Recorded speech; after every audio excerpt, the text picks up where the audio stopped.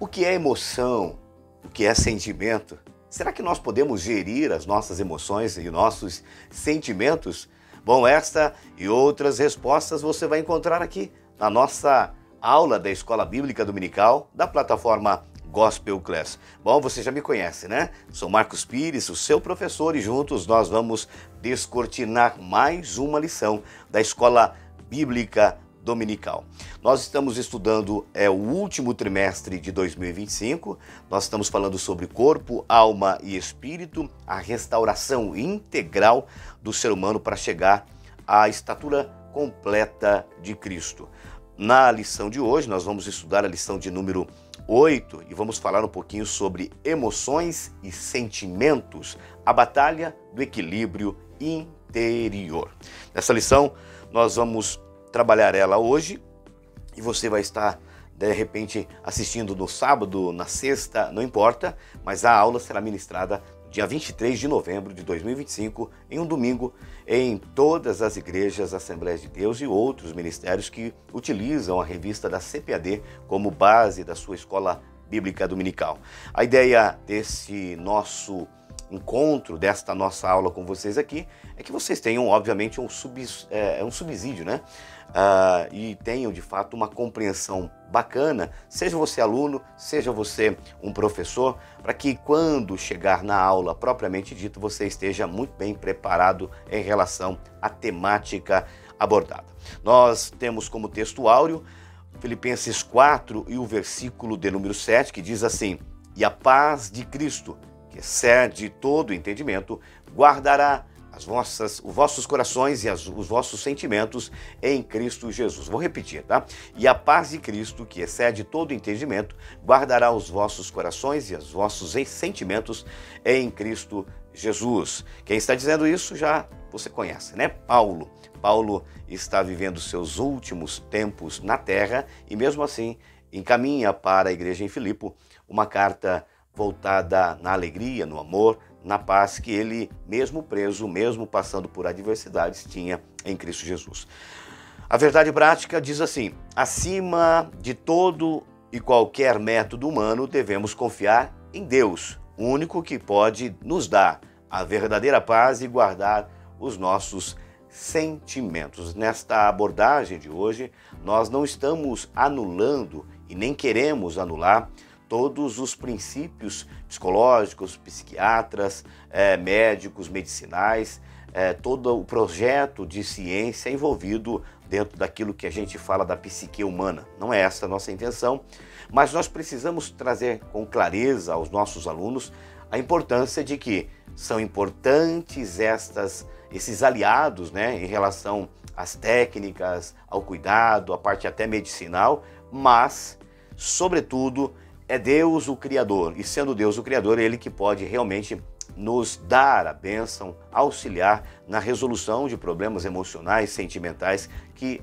ora, poderemos ter em algum momento da nossa vida. Isso aqui não é para apenas quem está com um problema de pecado, nada disso.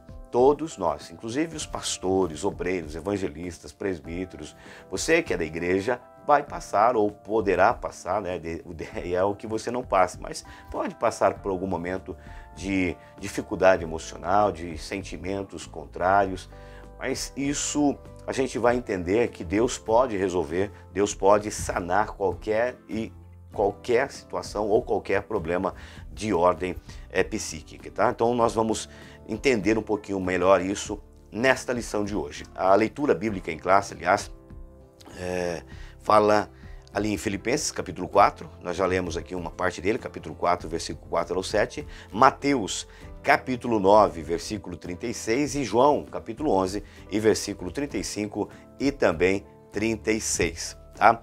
O que nós precisamos entender, tá? Nós vamos tratar nesta lição sobre as emoções e também os sentimentos à luz da palavra de Deus, compreendendo, claro, a influência sobre cada decisão, nossas decisões, nas nossas atitudes e o quanto importante nós entendermos bem isso, né? Vamos poder auxiliar com psicólogos, aliás, é fundamental. Eu disse na aula passada que 90% dos problemas dentro do âmbito da igreja tem a ver com ordem emocional. São gatilhos mentais, são situações que foram envolvidas durante a sua condução ao longo da vida, pelos seus pais, pela sua família. Muitas coisas você traz para um ambiente de igreja e muitas das vezes você não consegue se desvencilhar. E a dica é, você pode procurar, claro, um especialista na área, alguém que possa te auxiliar, mas é claro que o grande mestre, o Senhor das nossas vidas, que é o próprio Cristo, o próprio Senhor Jesus, ele sim pode nos abençoar e tirar qualquer espírito de depressão, de ansiedade, de angústia, enfim, tá bom? Nós vamos entender melhor isso. Vamos lá. Nós temos 3 principais objetivos. Claro, você já sabe, todas as nossas aulas precisamos ter esses pontos para que possamos finalizar a nossa lição e ter essa compreensão. O primeiro deles é explicar ao aluno a natureza afetiva do ser humano, reconhecendo a diferença entre emoção e sentimento e também a sua relação com os pensamentos e a própria vontade. Ensinar que, embora muitas emoções sejam instintivas, a responsabilidade é nossa, como cristão, de administrar as relações ou também, por que não dizer, as reações com base obviamente na palavra de Deus, sempre na palavra de Deus, que é o nosso, a nossa bússola com relação à nossa existência, né? Também, por último, demonstrar que o verdadeiro controle dos sentimentos não vem apenas de métodos humanos, mas da paz de Deus que guarda o coração dos que creem nele. Nós vamos, no finalzinho da nossa lição, falar um pouco sobre essa questão de Deus cuidar de nós de verdade. Ao longo dessa jornada nossa de lição, eu vou trazer alguns pontos entre a teologia e também, por que não dizer, a questão científica, esse paralelo, mas ao mesmo tempo esse compartilhar de ideias que estão baseados na palavra, mas também dentro do âmbito da neurociência, dentro da psicologia, dentro da própria psiquiatria, tá bom? Anote aí, porque eu vou começar agora a trazer alguns pontos que não estão na revista e eu creio, né? Eu creio que seja importante você anotar uma a uma, tá bom? Olha que interessante. Segundo a própria Organização Mundial da Saúde, a OMS, mais de 1 bilhão, eu vou repetir, 1 bilhão de pessoas no mundo vivem com algum transtorno de saúde mental. Seja na questão da depressão, seja na questão da ansiedade, e esses dois são os maiores, a maior prevalência, né, dentro desse processo de 1 bilhão de pessoas com processos no âmbito de transtornos da saúde mental. E a gente precisa entender que isso vai se agravar depois do Covid-19. Quando veio a pandemia, nós não estávamos tão preparados emocionalmente. E aí você vê um aumento de pelo menos 25% de pessoas com a prevalência, no caso aqui, especificamente da depressão, né? Perdeu algum ente querido, nesse processo de fechamento das coisas, desta quase que uma prisão, né? Você quase nem poderia sair de casa. Todo esse processo veio transtornos na saúde mental e no Brasil isso se agravou. Cerca de 25% desta população que já tem algum transtorno foi agravado ainda mais com a questão da própria ansiedade e também a depressão. No ranking, em termos de saúde mental, nós temos o Brasil como líder, né, dentro dos transtornos de ansiedade. O Brasil hoje é o líder no ranking. Não é a melhor coisa que eu poderia te dizer, mas infelizmente é uma realidade, tá? Nós temos hoje o Brasil como o líder no ranking de transtornos da saúde mental, em especial falando sobre a ansiedade. Você tem um problema social, você tem um problema de emprego, você tem um problema de ordem cultural, você tem vários problemas que estão alinhados a esta realidade, e o Brasil, infelizmente, é, no âmbito da ansiedade, o primeiro colocado. Quando a gente olha para a depressão, o Brasil já está em 5º lugar. Mesmo assim, é um caso realmente assombroso. Nós temos no Brasil a 5ª maior economia, né? A terceira maior economia do mundo, a quinta maior economia do mundo, se não me engano, mas ela também é a quinta maior em termos de depressão.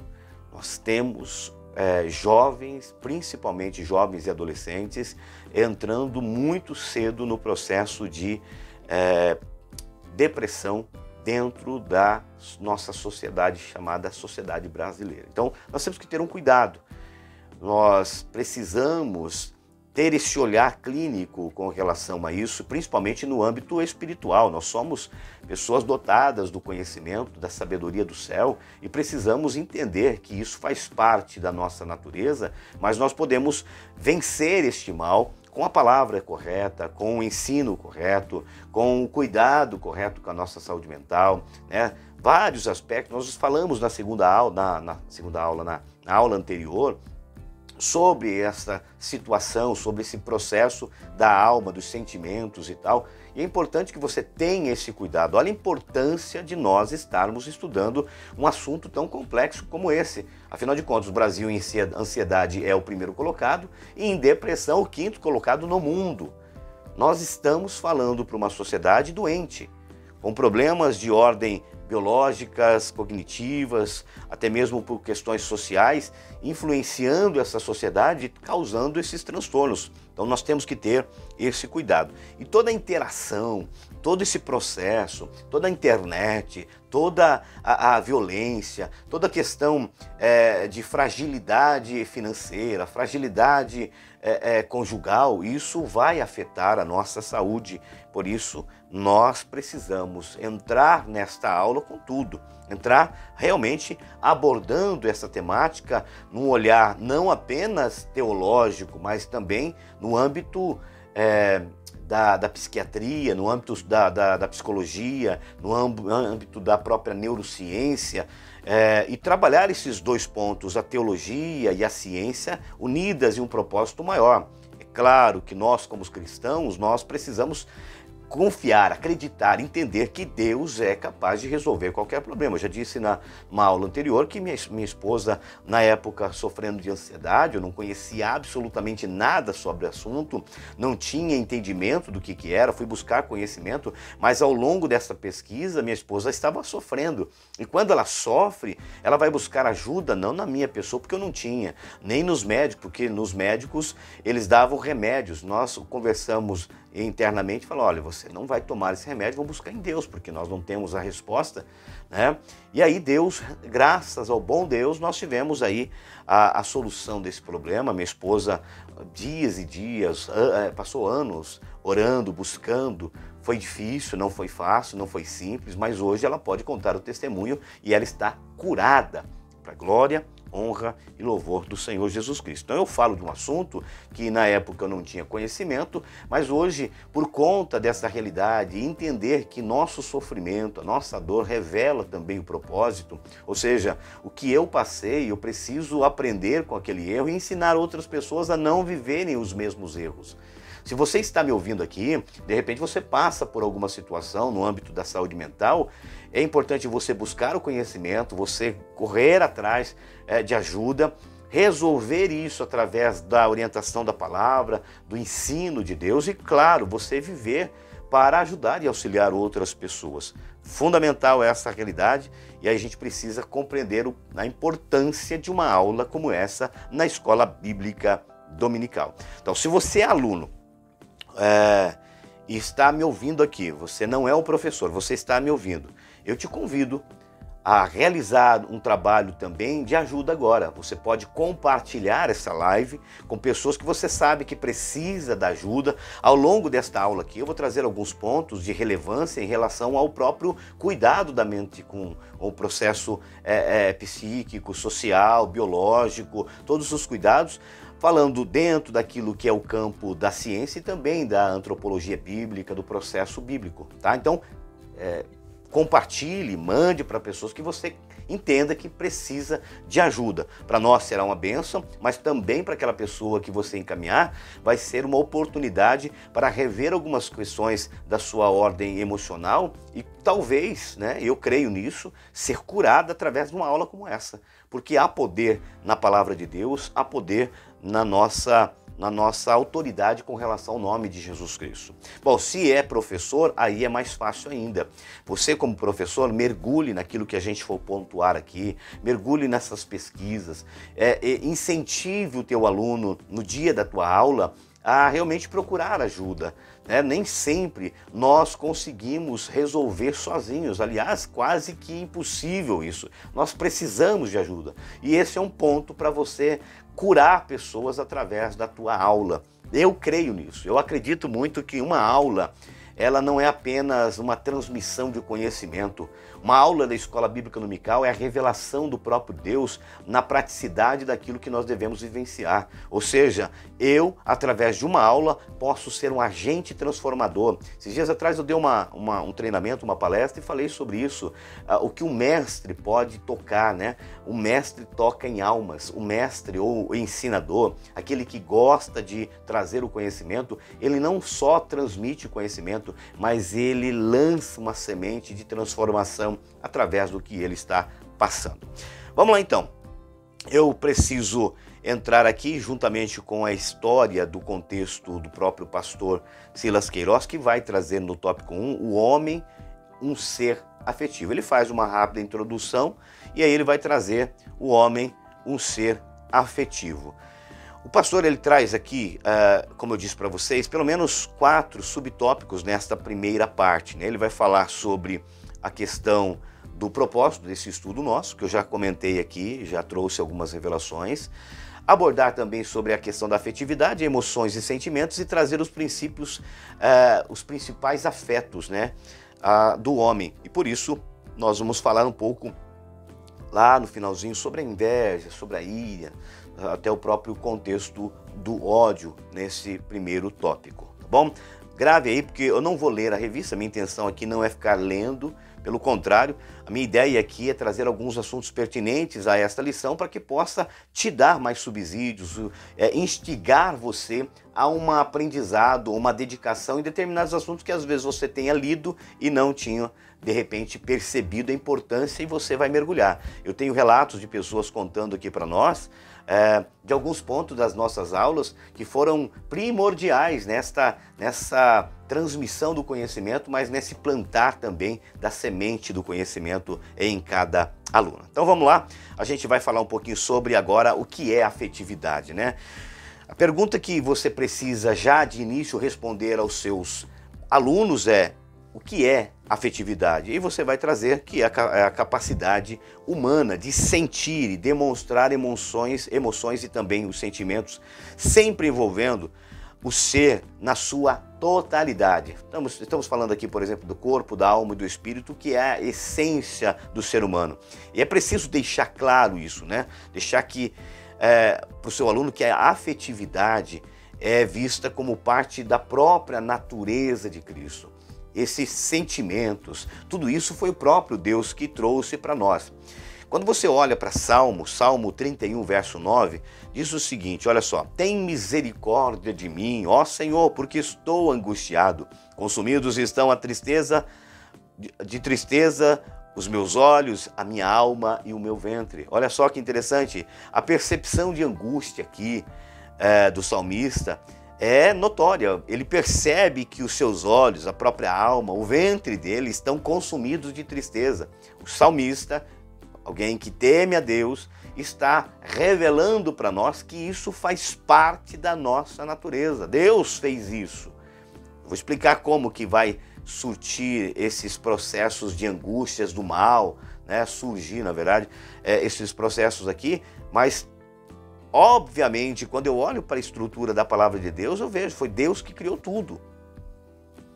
Lá no Gênesis havia um certo não despertar disso, por conta da perfeição, mas ao longo dessa nossa jornada a gente vai entender melhor isso, tá bom? Fique aí que vai valer a pena. Bom, quando eu olho para a estrutura bíblica, eu vou perguntar o seguinte para você: não foi Deus que criou o ser humano à imagem e semelhança? Inclusive é Ele que fala isso, né? Criamos, façamos o homem a nossa imagem e também a semelhança. Não foi? Bom, se foi,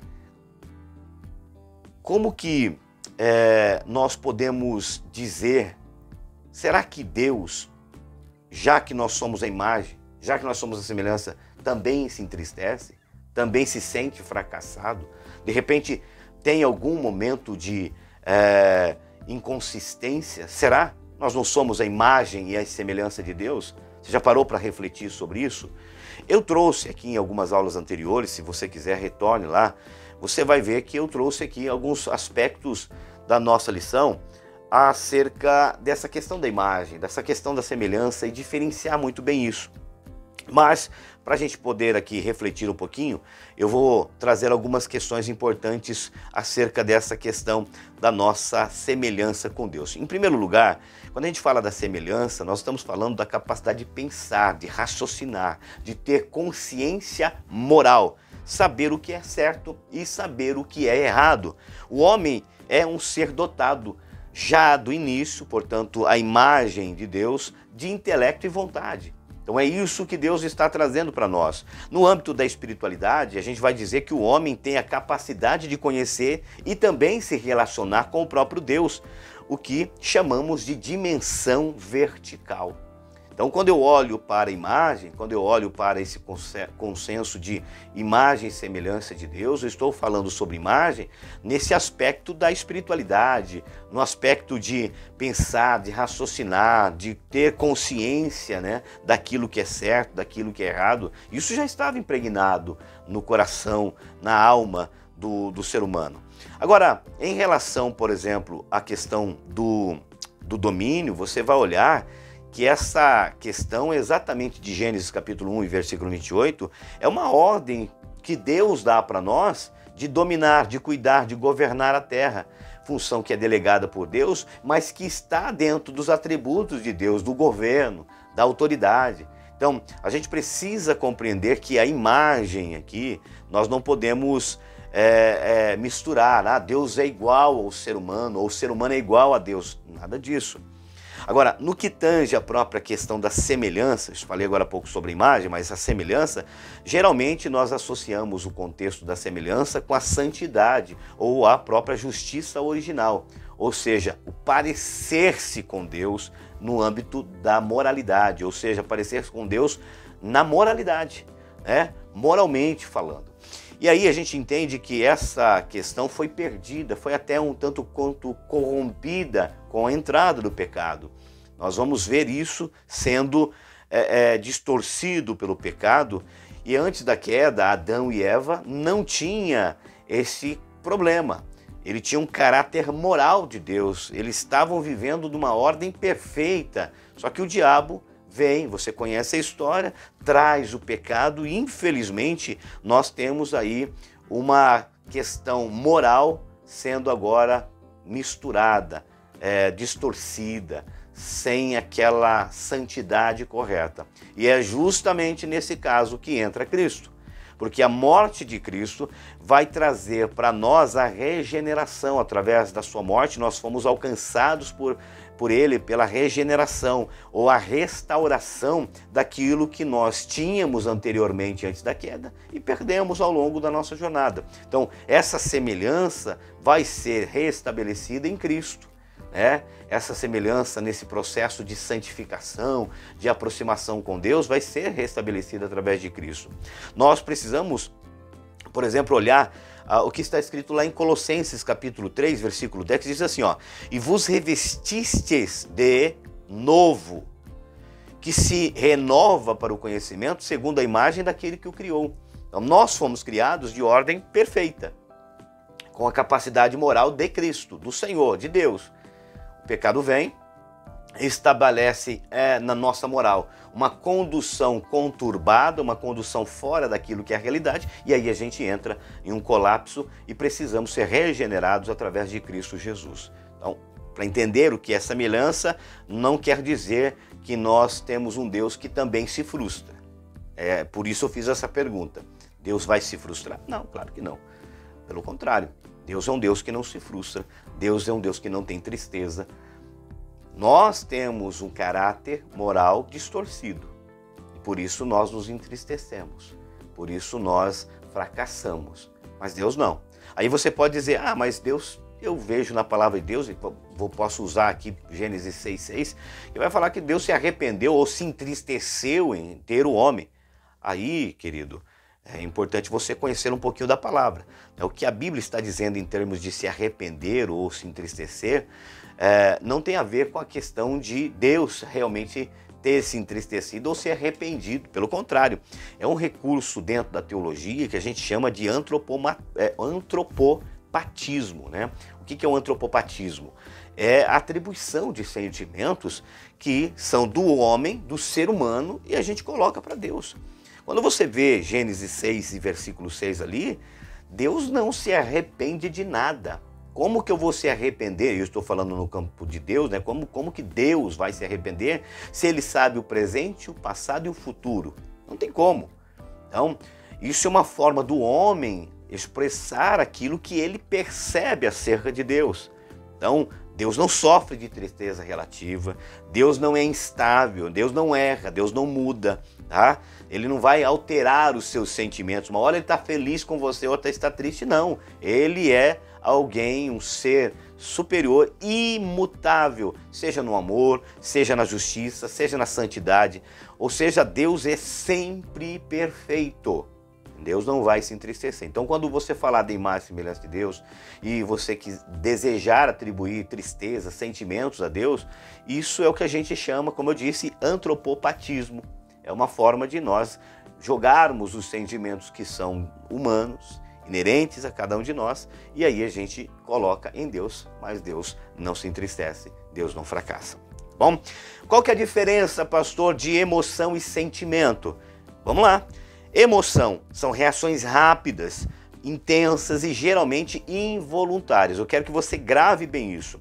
Nós estamos falando de emoções. Essas emoções são ações rápidas, intensas na nossa psique e geralmente involuntárias. Ela vem sem pensar. Por exemplo, a gente pode utilizar a questão do medo, a alegria repentina, né? Normalmente as emoções, e é importante a gente falar sobre isso, ela tem uma duração inclusive pequena, não é grande, não tem um tempo aprofundado, é uma curta duração. Então, a emoção, você não pode, por exemplo, casar por emoção, casar por paixão. Paixão é algo que demora 1 ano, 2 anos, quando muito. Você tem que ter uma outra questão que é o sentimento verdadeiro. E aí qual que é a diferença então de emoção e sentimento? Emoção, como já dissemos aqui, é algo rápido, intenso, mas que pouca duração, né? Muitas das vezes de forma até involuntária. Agora, o que é o sentimento? Aí já é algo mais duradouro. Nasce das emoções, então vem das emoções, mas são percebidas de forma mais consciente e são menos intensos. Por exemplo, gratidão, solidão, tristezas, alegrias, né? Mas essa alegria não é aquela alegria rápida, esporádica. Hoje eu estou bem, alegre, e amanhã não. A alegria que eu estou dizendo é uma alegria que é constante, permanente. O crente de verdade, ele gerindo os seus sentimentos, é alguém que passa por dificuldade, mas está sempre feliz, sempre alegre, sempre passando por situações boas e ruins, mas a confiança dele sempre está no Senhor. Então essa é a diferença aí da emoção e dos sentimentos. E aqui não é uma questão de achismo, tá? Eu acho que é isso. O próprio pastor Silas Queiroz não colocou isso achando que emoção e sentimentos é diferente. Quando a gente olha para a ciência, a gente pode falar, por exemplo, de Damásio, né? Antônio Damásio, ele vai falar exatamente sobre isso. Ele fez um estudo baseado nessa realidade de que a emoção é um processo biológico e expressivo que ocorre no teatro do corpo. Vou repetir isso.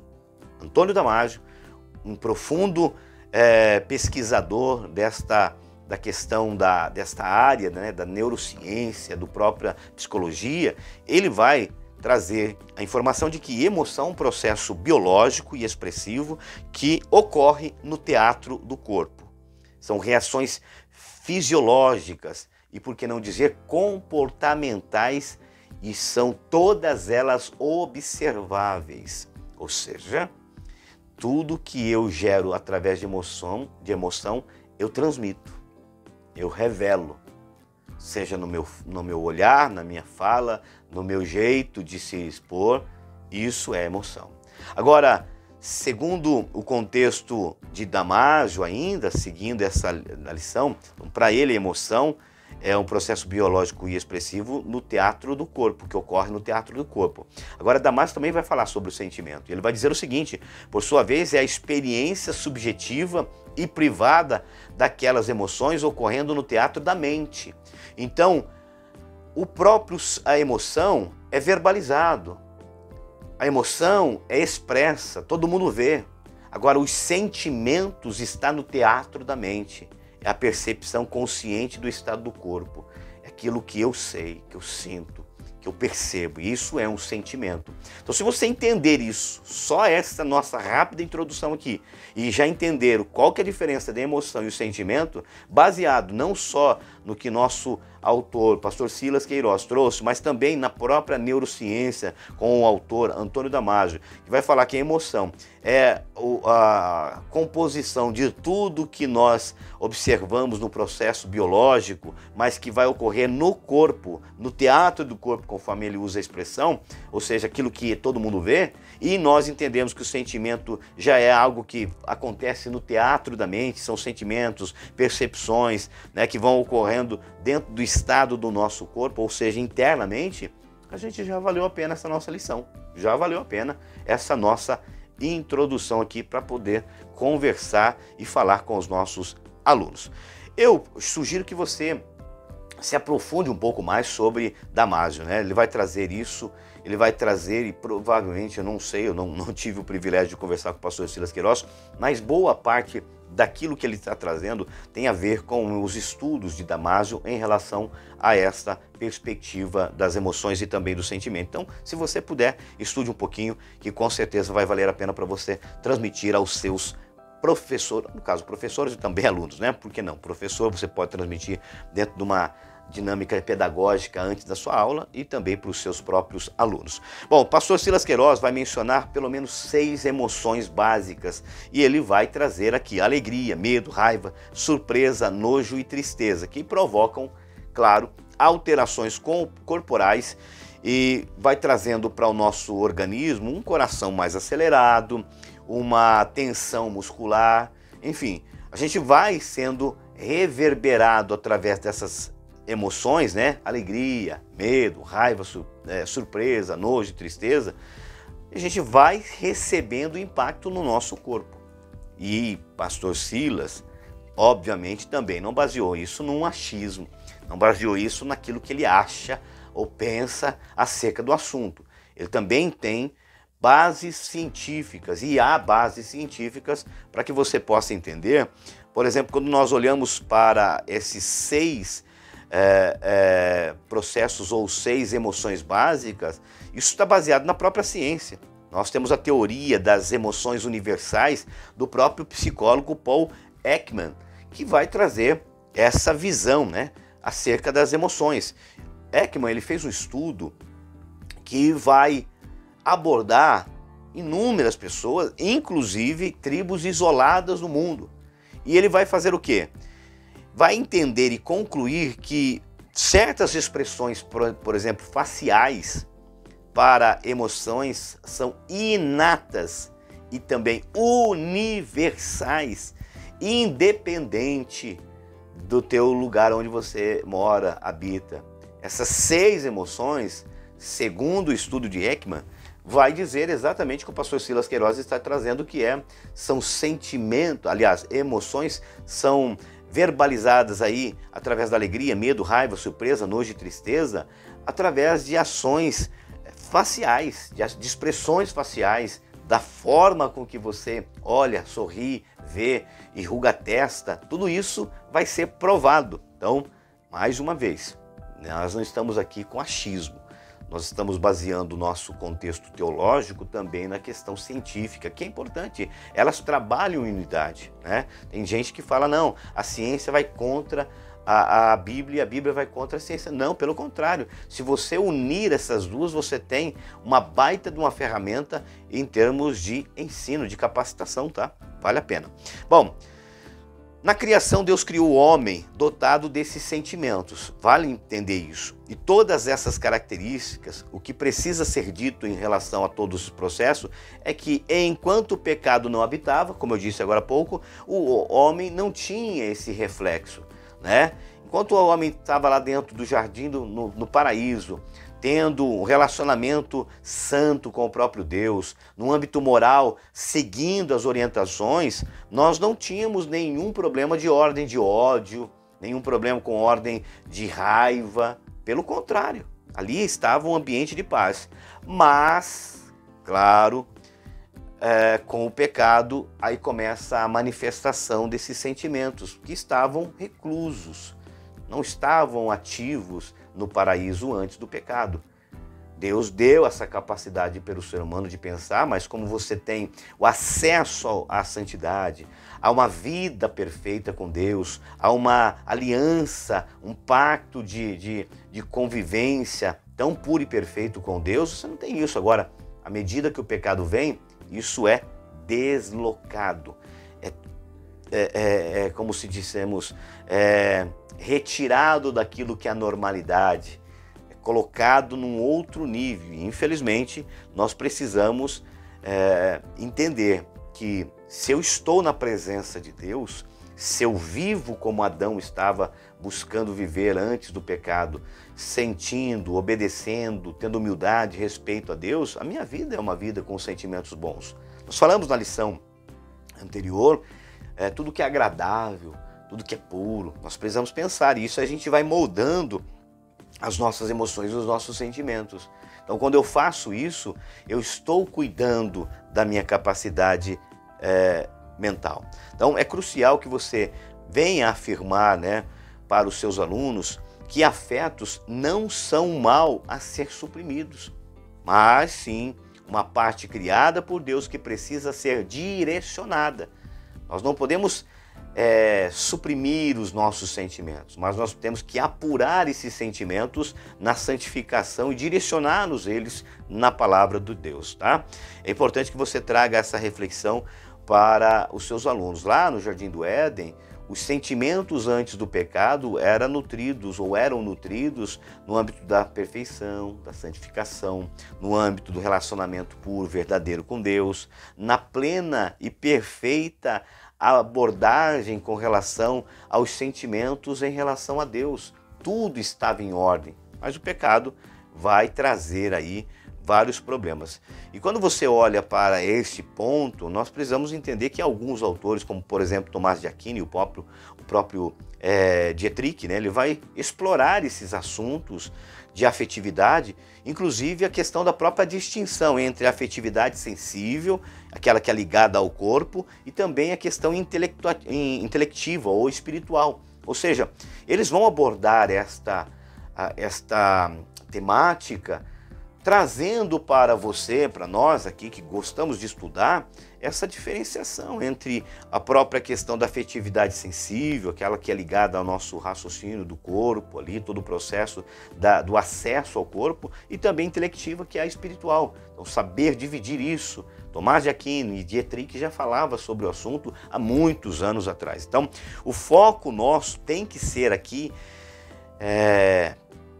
não é eliminar, né, os afetos, mas buscar uma regulação emocional através da fé em Deus, a fé em Cristo Jesus, com a ação que agora não do ambiente perfeito lá do Gênesis, mas pela ação de nada mais, nada menos do que o Espírito Santo. Não tem como você ser alguém ampliado dentro da questão sentimental, de profundidade, de intimidade, de conexão com Deus, se não for a ação do Espírito Santo sobre a sua vida, tá? A sua e a minha vida, nós estamos fadados ao fracasso se nós não tivermos o Espírito Santo. É o Espírito Santo que vai produzir frutos, é o Espírito Santo que vai nos conectar com Deus através do nosso espírito, e a gente vai estudar isso lá na frente, né? Então, é importante que você traga essa reflexão para o teu aluno de que os nossos sentimentos, nós temos aí sentimentos que são ruins, mas a gente precisa fazer com que eles sejam alimentados por coisas boas.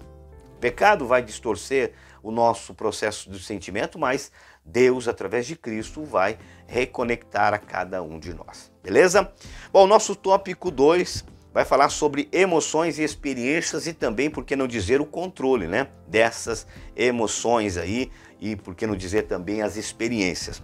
Bom, nesse tópico nós vamos realizar ali a distinção entre o que é ação ou reação emocional, instintiva e também decisão consciente. Aqui a gente vai abordar um aspecto que eu amo, que é a parte do córtex cerebral, em trazer aí uma vertente. Esses dias atrás estava auxiliando uma família e a gente comentou sobre isso, né? De não tomar decisões baseadas na questão do sentimento, mas principalmente jogar isso, todas as ações, todas as nossas tomadas de decisão no processo do córtex pré-frontal, onde trabalha a racionalidade do ser humano, tá bom?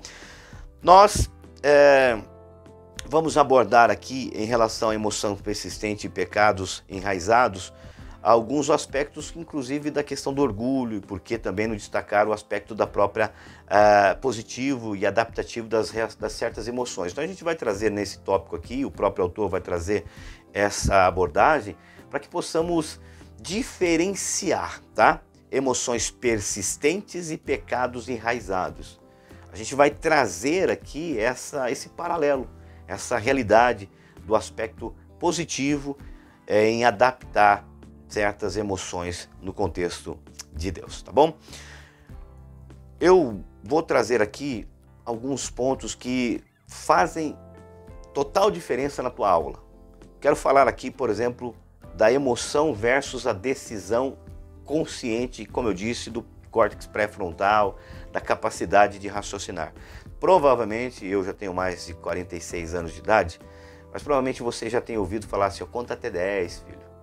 Conta até 13, 33, enfim, conta, porque é um processo que o cérebro tem para poder também se conectar. E essas pessoas que falavam não tinham conhecimento da neurociência, não tinham conhecimento da psicologia, não entendiam isso, mas percebiam que quando faziam isso, os sentimentos, agora baseados só apenas nas emoções, não são aflorados e o raciocínio começa a perguntar, a questionar e avaliar se é importante aquilo.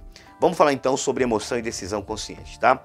Muitas emoções ou reações estão fora do meu controle, do seu controle. Por si só, não é considerado pecado.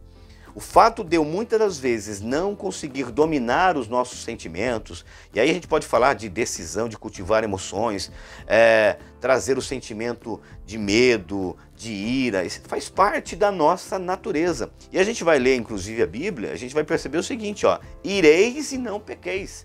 Efésios 4, 26 vai falar sobre o contexto de cultivar a ira e dar lugar ao diabo. Ou seja, se você cultivar essa ira, você está propenso a ser dominado pelo diabo. E aí por isso ele vai falar, irai-vos, mas não pecai. Não pequeis. O que está querendo dizer é o seguinte, você pode até irar, mas você não pode cultivar essa ira. Você não pode manter essa ira. Você não pode jogar esta ira e deixar ela presa em você. Quando a gente vai trabalhar dentro do amparo científico, essa mesma abordagem, a gente vai ter alguns trabalhos que é aquilo que a gente chama na neurociência de regulação emocional do córtex pré-frontal, também chamado de CPF, tá? Cientificamente, o que a gente entende é que as emoções como ira são reações rápidas, mediadas pelo sistema límbico. Então são questões que você não vai dominar. Não é você que está, é o teu cérebro que está jogando isso. Especialmente quando a gente fala da amígdala, né? A gente vai perceber que ela que vai jogar isso, ela que vai comandar isso. Então a capacidade de decidir como agir ou repelir as emoções não está no âmbito, né, das emoções, mas agora no córtex cerebral. E você precisa aprender a fazer isso.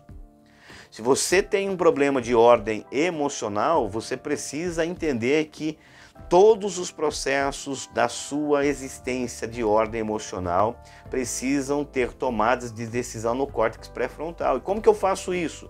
Primeiro passo: ordem emocional, ações rápidas, intensas, sem pensar. Agora, ordens de capacidade racional, córtex pré-frontal. Você vai jogar para a parte frontal do seu cérebro.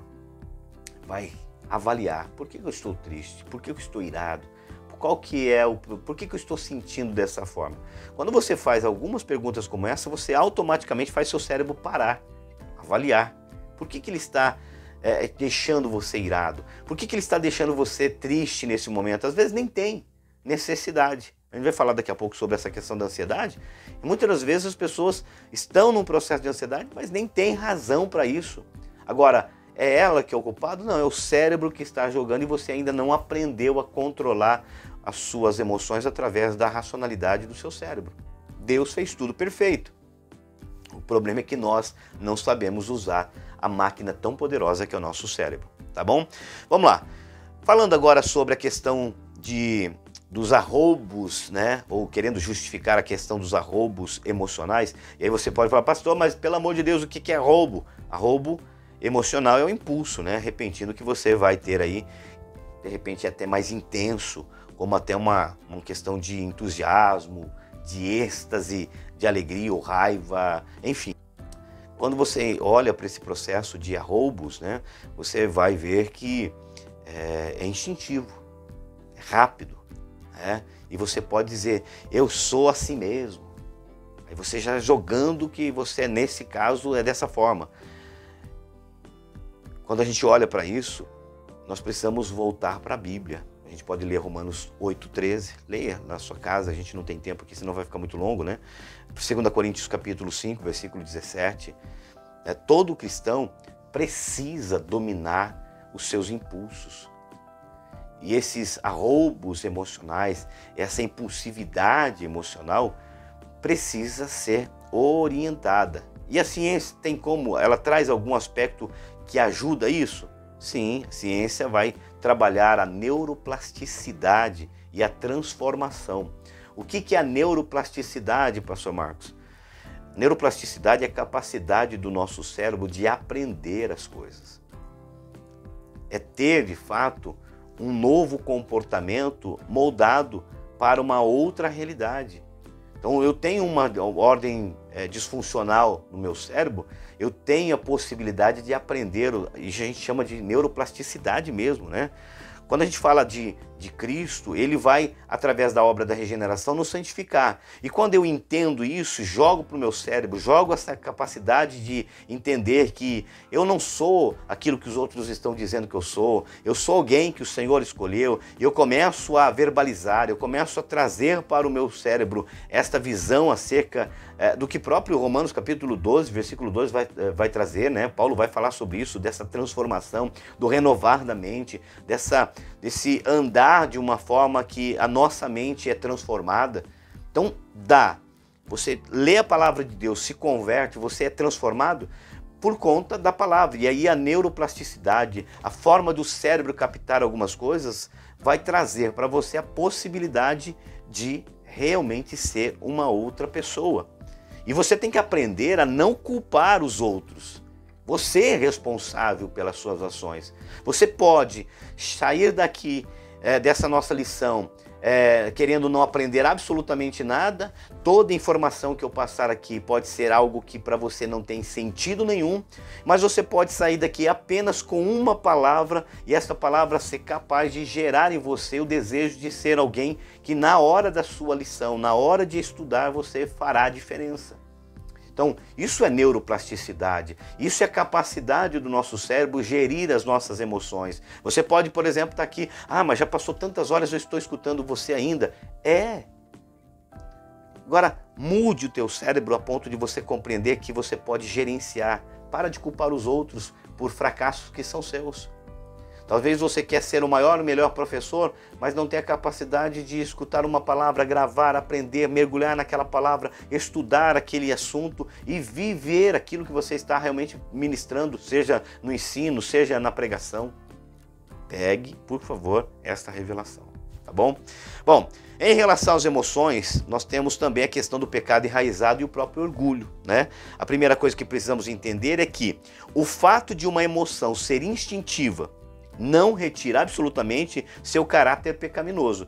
Não é porque é rápido, uma emoção rápida, um sentimento rápido, que não tem a ver com a ordem de pecador que somos. Todos nós somos pecadores. Então, as emoções reiteradas como raiva, inveja, podem ser expressões do pecado mais profundo enraizado no teu coração. Então a gente precisa parar e avaliar. Eu sempre falo quando vou dar treinamento de inteligência emocional que a gente precisa jogar tudo aquilo que temos para fora. Precisamos verbalizar. Será que quais os erros, quais as falhas, quais os pecados? Joga para fora, faz com que o teu cérebro entenda isso. E aí você começa a ser mais leve, viver uma vida diferente, tá bom? Tem amparo científico, professor? Claro que tem. Quando eu trabalho o aspecto da pecaminosidade do homem, dentro do âmbito da teologia, eu estou dizendo que alguns sentimentos que mesmo são instintivos, vão ser de ordem de pecador que sou, vai ter amparo científico na questão do nosso cuidado. E aí a gente vai olhar para a psicologia a principal aqui que fala do assunto, a psicologia cognitiva, que vai demonstrar que as emoções não são apenas reações brutas, mas surgem de um indivíduo que avalia, interpreta, faz uma reflexão acerca de alguma situação. Então, ele tem uma situação, essa questão da psicologia cognitiva, avalia aquele processo e transborda, ele pensa, avalia e remete aquilo que está fazendo. Eu não entendi. O que eu estou querendo dizer é o seguinte, é que você é alguém que antes de tomar uma decisão já fez algumas avaliações, já buscou alguns entendimentos, e se a tua natureza é uma natureza pecaminosa, tudo isso que você está vendo, você estará reverberando de forma equivocada, errada. Tá bom? Então pegue bem isso, entenda isso, entenda que hoje não é apenas o contexto da psicologia, mas a Bíblia fala sobre o assunto. Nós vamos ver várias pessoas, né, dentro da própria existência dos personagens bíblicos. Você vai ver Nabal. Nabal também conhecido como soberbo. Então, a natureza pecaminosa de Nabal vai ser um ponto fundamental para as ações, os sentimentos, a realidade, a existência desse homem. Como que está a tua existência? Será que você realmente é uma pessoa que está com o lado do pecador mais aflorado? Não é porque é instintivo alguns sentimentos. Você sente raiva, mas você não pode nutrir essa raiva. Você sente medo, você não pode nutrir esse medo. Você sente, por exemplo, o desejo de parar, mas você não pode desistir de parar.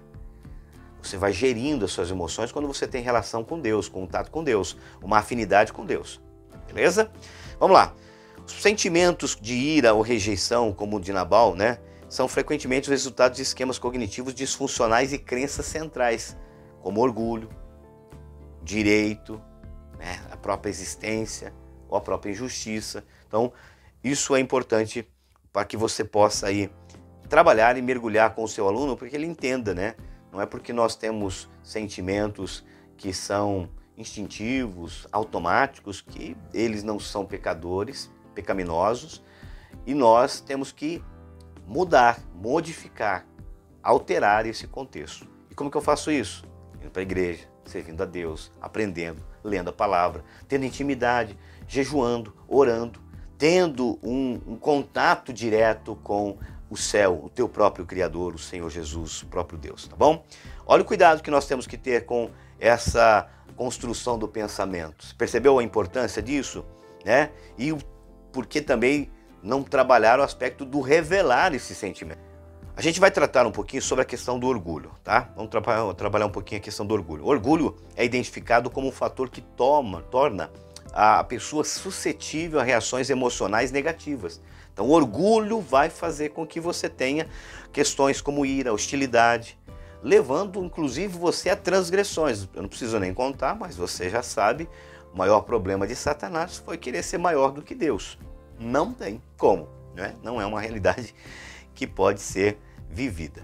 Bom, a psicologia também vai ensinar que pessoas com alto narcisismo ou orgulho excessivo, em termos psicológicos, demonstram maior vulnerabilidade, demonstram mais vulnerabilidade emocional a críticas e a também questões de rejeição. Então, reagindo de forma, inclusive, agressiva. Você vai ver os narcisistas, né, de forma hostil, bravos ali, para proteger o seu próprio ego inflado.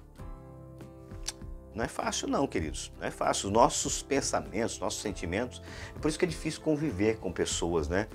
Você tem vários tipos de personalidades, várias pessoas, algumas pessoas escondem seus sentimentos e esses sentimentos são verdadeiros sentimentos pecaminosos, né? E você está convivendo com essa pessoa e não tem ideia do que está acontecendo.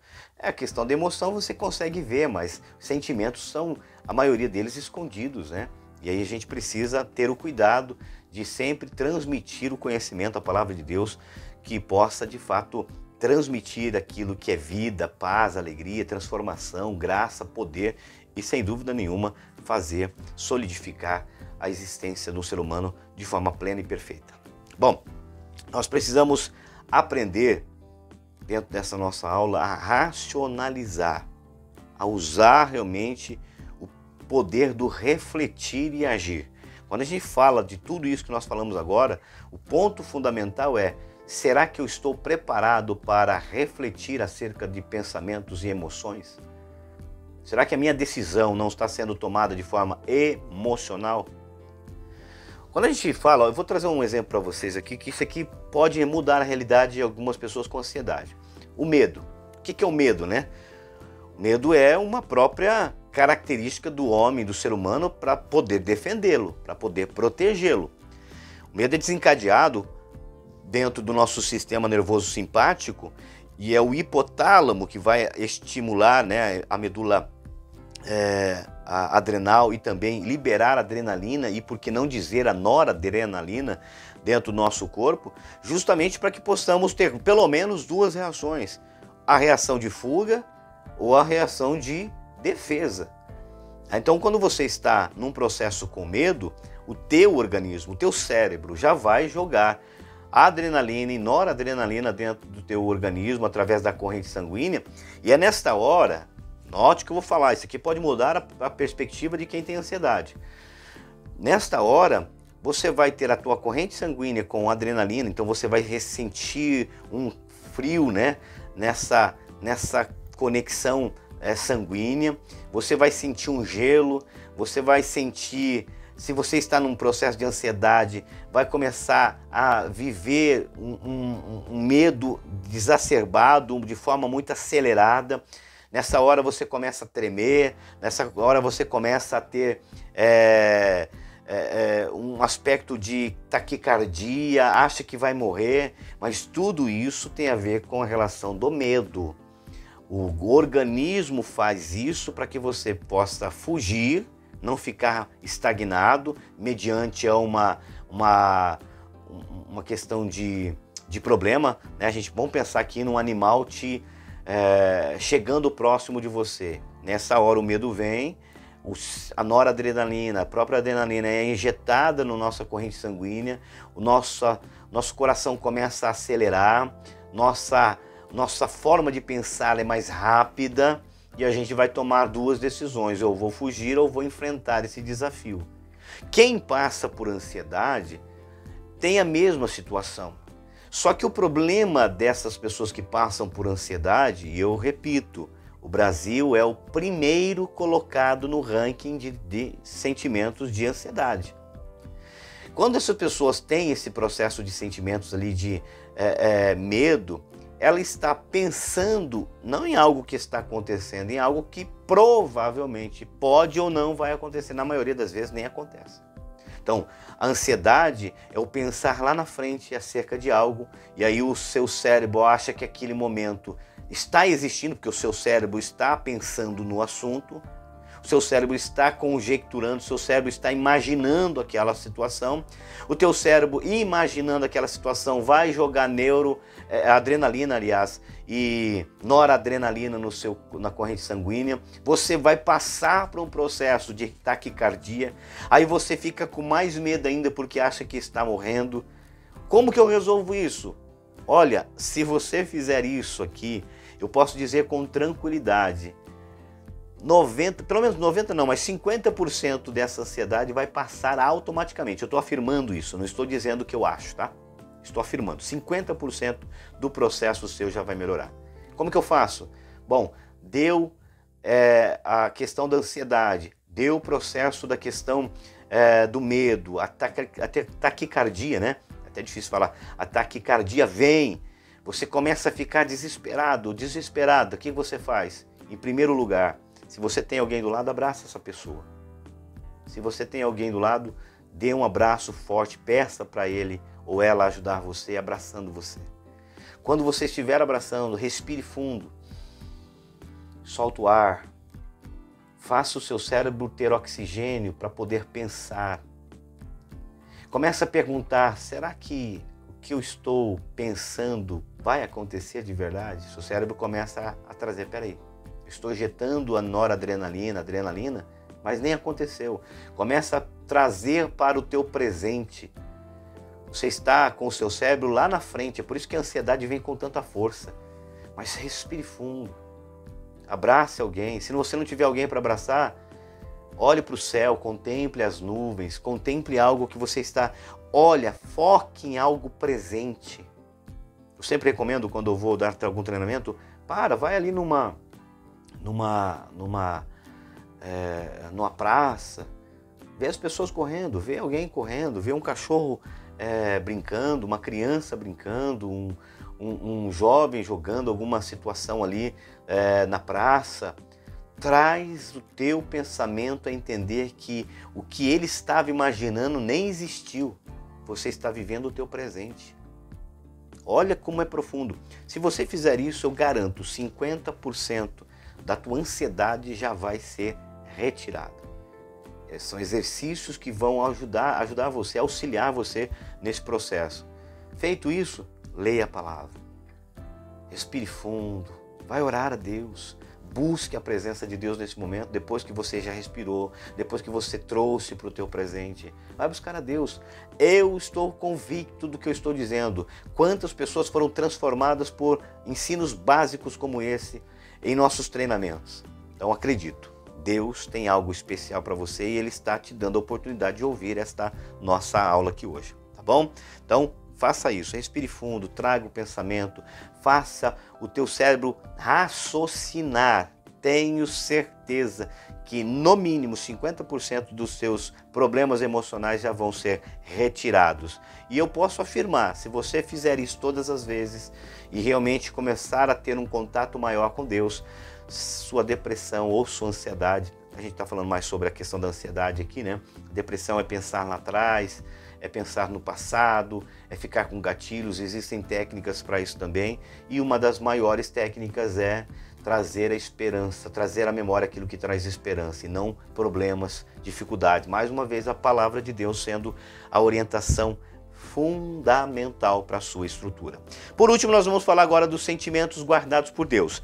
Tudo que eu disse aqui em relação às técnicas, a possibilidade de você melhorar, de se auxiliar com relação às técnicas, e algumas técnicas dessas oriundas de treinamento, de pesquisa, né, de vários estudos científicos, nada dessas técnicas, nada desses pensamentos vai ser resolvido se não tiver alinhadas, né, no processo daquele que é o Criador. Eu e você não somos os criadores, nós somos as criaturas. Portanto, não adianta técnica, não adianta ferramentas humanas, se Deus não for o primordial na nossa vida e nós entendemos. Ele nos fez perfeito e Ele nos quer no âmbito perfeito. Para isso, eu preciso estar num âmbito também de conexão com Ele, de intimidade com Ele. Nós precisamos entender que existem métodos coerentes. E eu fiz curso de coach, trabalho com a inteligência emocional, com a gestão das emoções, eu dou treinamento para isso, mas nada se compara à poderosa palavra e a presença eficaz do Espírito Santo sobre a nossa vida. Eu e você precisamos estar abraçados todos os momentos. Pastor, obreiro, missionário, não importa. Você é professor, não importa. Todos nós temos dificuldades de ordem emocionais que podemos tratar através da orientação da palavra, da condução correta em relação ao próprio Deus. Tá bom? Qual que é o problema? O problema dessas questões técnicas, eu acreditar que só ela resolve. Eu não posso acreditar no psicólogo? Não. Só o psicólogo não tem a capacidade de resolver. Ele pode te auxiliar, são ferramentas de auxílio. O coach pode? O coach pode te auxiliar, pode te dar um auxílio, mas é a palavra, é a orientação da palavra. Olha o que Filipenses 4:7 vai trazer. Ele vai trazer a chave daquilo que nós precisamos. Olha só. Paz de Deus que excede todo entendimento, guarda aqui o coração e os sentimentos do crente. É a paz de Deus que excede todo entendimento e guarda o coração e os sentimentos do crente. Essa guarda é sobrenatural, não é automática, mas é condicionada pela abnegação, pela obediência, pela humildade, pelo viver segundo o modelo de Cristo, conforme Filipenses capítulo 2, versículo 3, até o 8. E aí também, claro, renunciando os interesses pessoais e buscando o mesmo amor, o mesmo sentimento que havia em Cristo Jesus, conforme o próprio Paulo vai trazer para nós. Pessoal, o nosso tempo está indo embora, né? A gente poderia ficar aqui horas. Inteligência emocional, capacidade de gerir emoções, é algo que me traz alegria. Talvez você fale assim, mas alguns pontos aqui a gente pulou da lição. Se você notar, rever a própria aula, você vai pegar alguns pontos que estão inseridos ali na lição e fazem parte da nossa abordagem, e eu entendo como professor aqui que são importantes para que você traga, tá? Eu faria exatamente isso. Agora, revejo toda a lição, né? Coloque aqueles pontos que são importantes serem abordados, né? Estudar um pouco sobre Antônio Damasio, falar sobre um pouco da questão da psicologia cognitiva, entender e auxiliar. Olha, eu vou dar uma dica para você aqui para finalizar, tá? Se você como professor, você como aluno, tiver a possibilidade de trazer para quem está num processo de ansiedade a revelação da palavra, o plantar da semente, o revigorar da capacidade cognitiva do seu aluno, a ponto dele que está em depressão ou dela que está em depressão, mudar essa perspectiva, jogar para o córtex pré-frontal e também trabalhar a emoção numa gestão das emoções, não ficar preso, né, como Augusto Cury diz, no cárcere mental, mas trabalhar as perspectivas de Deus sobre a sua vida, do que Deus pode transformar, né? Quando a gente fala sobre ansiedade, a gente pode tratar pessoas nessa aula que você vai dar. Nesta aula que eu estou dando aqui, um ponto acerca da ansiedade, se você tratar e ajudar, auxiliar, fazer o que eu disse aqui, já, como eu disse, 50% da sua ansiedade vai embora.